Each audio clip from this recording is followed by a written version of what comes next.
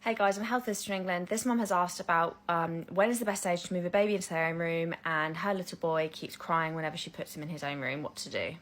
So first things first, the NHS guidelines currently state to not put baby in their own room until at least 6 months, and this is to help reduce the risk of SIDS, and it does reduce the risk of SIDS. Now, what I would suggest first things first, well, firstly, there's no right or wrong way or age to put your baby in their room after the age of 6 months. So if you want to keep them in your room with you for as long as you want, then that's absolutely fine. There's no risk, no pressure of, having to put them in their own room yet if it doesn't feel right to you. So there's a couple of ways you can go about this. A really, really slow approach is to move their crib away from your bed and keep moving it further and further away if you've got the room in your room, so that you both just get used to a little bit of separation, but you're still in the same room together.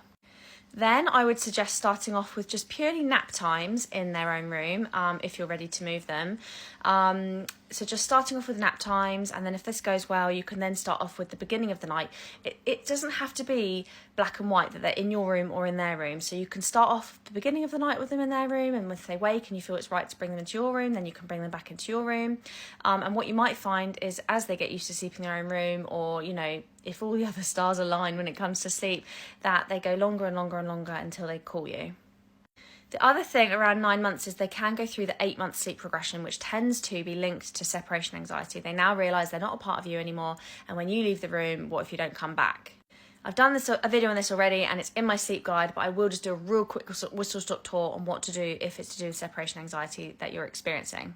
We want to be teaching them about object permanence. So first things first, you can start off with literally peekaboo, hiding your face and then you're there again, keeping it really lighthearted, then hiding other objects under a blanket, and then there it is, there's mummy's phone, or there's the toy, and then what you can start to do is build up to you leaving the room, coming straight back again, saying mummy's back, I'm here, I'm not going anywhere, and then you can start practicing this in their bedroom as well, so getting closer and closer to the door and then leaving the room, coming straight back, and then when you realise they're not upset with you leaving the room because they're getting used to that sleep space, they're familiar with their bedroom, then you can start practicing with their naps and sleeping in there.